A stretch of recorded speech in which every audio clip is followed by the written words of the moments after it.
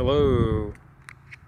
Yeah, check this recording. Hello, fellow Teslians. I stopped on my drive, and I was like, "Yo, we have to check out this building."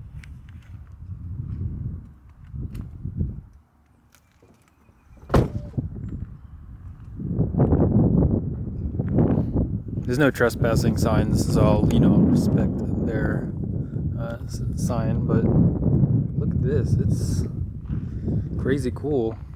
And yeah, I just want to take a video of it. Because, we'll see how close can I get?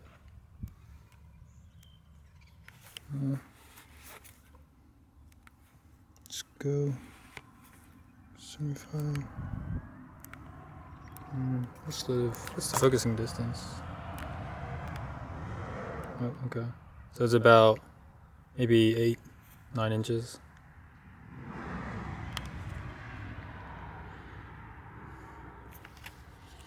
But yeah, I'm gonna get some I'll try to get some good shots of this.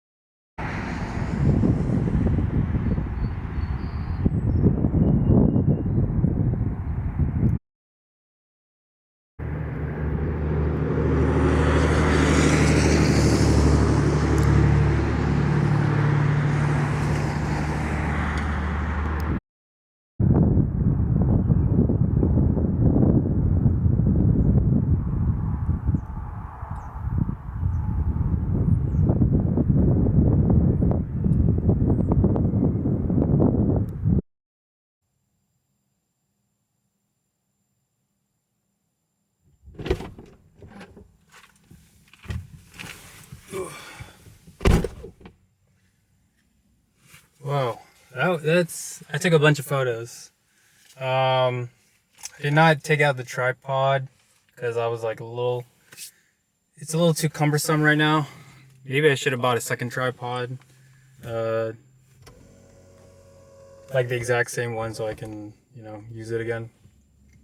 But yeah, that was a fun shoot because just seeing this building, I don't know, I like this building. It's awe-inspiring. I'll include the photos. I took most photos using my A99 because I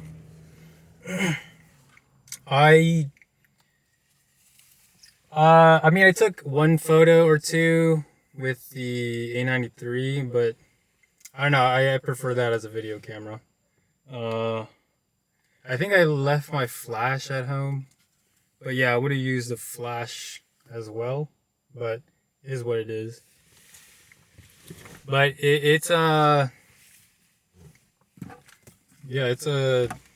cool building, very cool building. I like the texture of it. I like the colors of it. The really good photo that I like is when I did F13, I think. F13 on this. So I shot it through my side mirrors, and I deliberately wanted the background of the building in focus, so the rocks, and then you'll see the mirror, because again, mirror different different plane, right? When you have a mirror, the plane is different. So that's like a technique if you want something to somewhat still be in the shot. But then mirrors, again, if you play with mirrors a lot and you spend a lot of time with mirror objectives, you can see how it interacts with your imagery. I don't think a lot of people think about that kind of stuff, but I think it's cool. So let's see if I can. Yeah, sweet. Okay, hopefully I don't. Okay, I'm gonna dive into the ditch. Hopefully my camera is still sturdy. Okay. But yeah, for mirror play, hopefully it won't piss this guy off. Okay, sweet.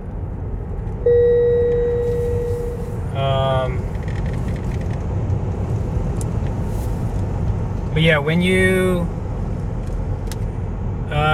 shoot deliberately,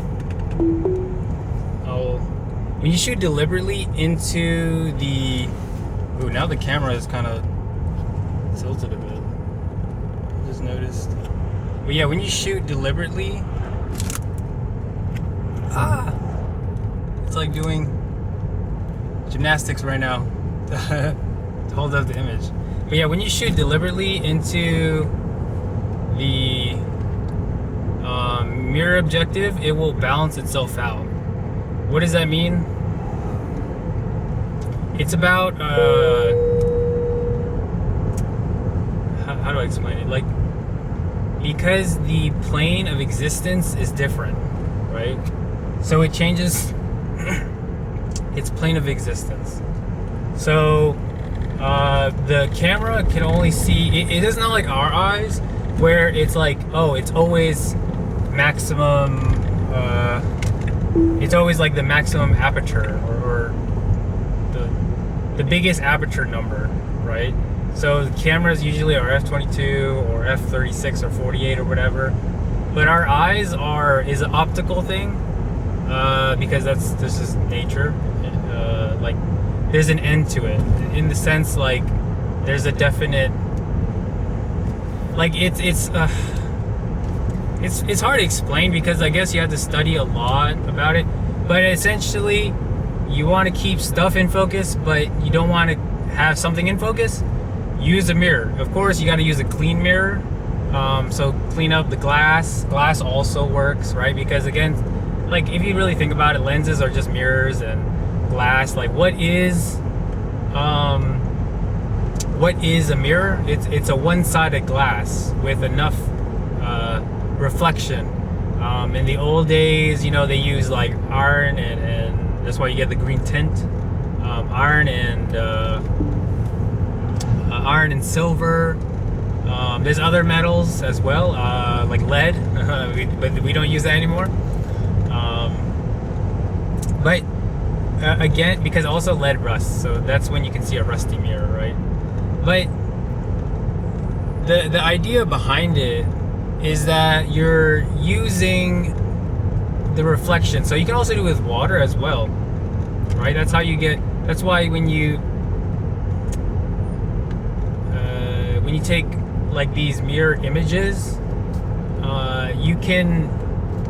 If something is too far away and you have a if something is very far away, for example, and you have a 20 millimeter lens or 18 millimeter lens, you can use a mirror to then project that length. You can extend the focal length, essentially, if you choose, of course, the right aperture and the shutter speed, etc. Ooh, beautiful shot of this mountainside.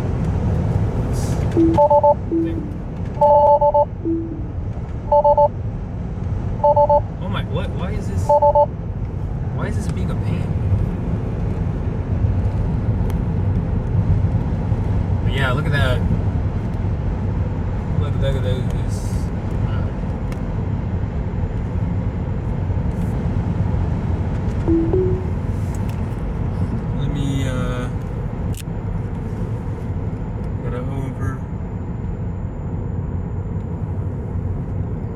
Anyway, so, but yeah, if you want to have the entire focus, you can actually use a very wide angle, so you can distort the image a bit, and then use a very, very large mirror.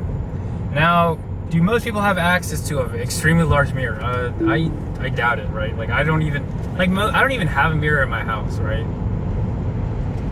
So, oh, what the heck? Some hooligans. They skipping school, man. It's 1 o'clock. But yeah, when you are taking like mirror objectives to like a really a playful way, right, to shoot photos, yeah, it's you can definitely use, and I definitely encourage people to seek the largest mirror that they can find, and then, you know, shoot out a frame. Of course, if you have a 135, for example, you don't need the biggest mirror. You just need a mirror that can fill up maybe like a 12-inch mirror, or a 24-inch mirror might do the trick. Of course, try to get the mirror that has the least warping.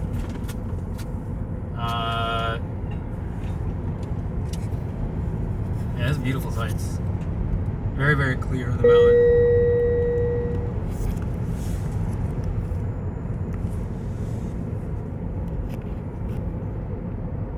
But yeah, when you take the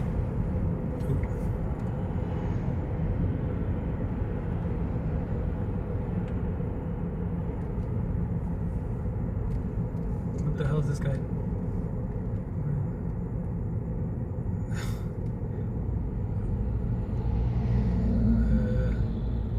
Okay, why is everything slowing down? Wait, is it no, it's a okay. But when you have the mirror objective, I'm just gonna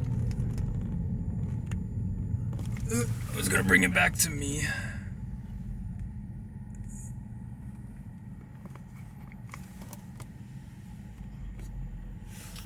And let's put F4.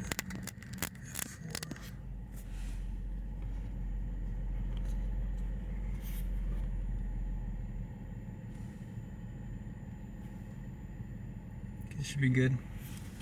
But yeah, when you have the mirror objective and it plays against it, and then you can also use multiple mirrors, and then if you're able to, you can bend a mirror, and that's where you get the house of mirrors, right? That kind of sort of thing.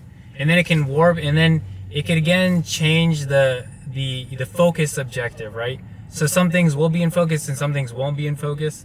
And when you bend it in such a way and a certain degree of angle, right? I'm sure there's someone who can have like a whole college PhD thesis on like how mirrors objectively bend light with the in pertaining to the mirror. Man, the view is so nice. But when you have mirror objectives, it's just a fun tool in the tool belt. That's why when I saw I think there's some place out in Dubai or somewhere in the desert over there. There's a whole entire building, and then that's what they're basing the Line City on, just a whole mirror thing. It's a mirage type of deal, which is like a cool idea as well. Because then also it's like it's keeping the space and bringing it back.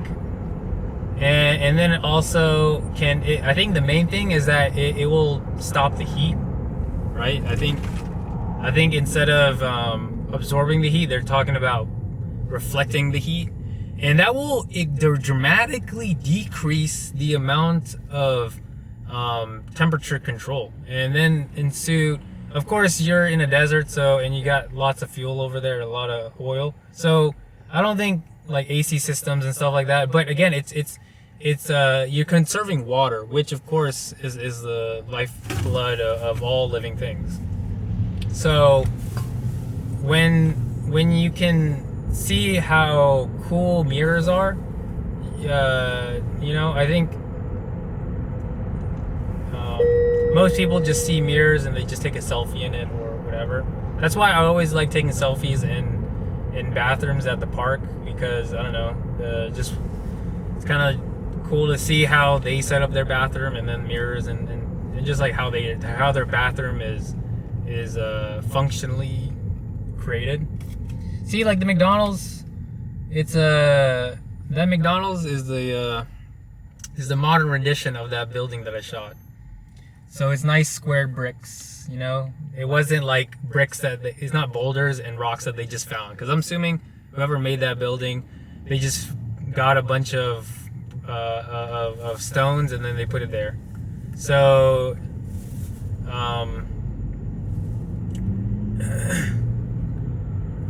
it's a more naturalistic look, because when bricks fix upon itself.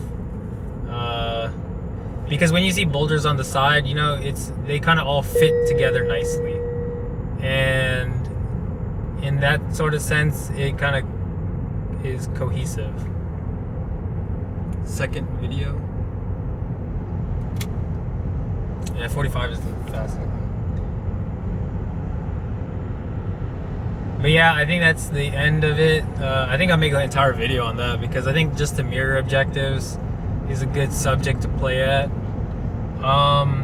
And the annoying part though is that the mirror objectives for my car, you have to like adjust it in the car.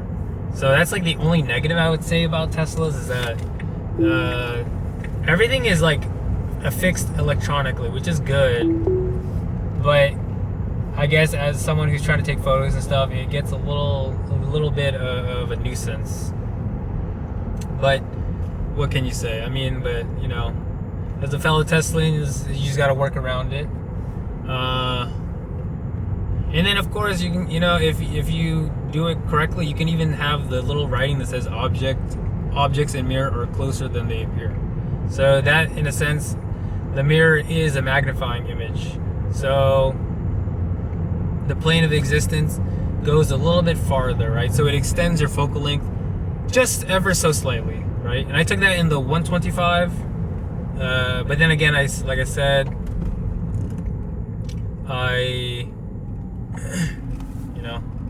oh my, what the hell? Everyone's like testing my Tesla. It's like they know how the Tesla drives. Oh, but anyway, when I think I'll end it off on that. Using mirrored objectives can play a little bit more artsy, a little more fun in the image. And then of course it's like another realm of like gear acquisition syndrome, that if you have lost the spark in photography, try to find the gear acquisition syndrome and then direct it towards something that is actually not tech or gear related per se, like not flashes, not umbrellas, not the what is it called? Not the avenue that is about the tech itself, right? Because of course there's a lot of tech that we can use to make our lives easier or give a different perspective, but simple things like mirrors, different light bulbs, using water. I haven't even had a lecture thing about using water yet, and using for fraction. That's so much more complicated. And I feel like I could even make like a 100-part series of just like all the attributes of water. And then it's like, you can put glitter, it's like stacking double filters, etc. So my point is that, like, I hope you learned a little bit of something. I hope you, find an old mirror, I'm pretty sure someone threw one away if you look at your local junkyard. I'm gonna have to. So, yeah, and, Tesla out.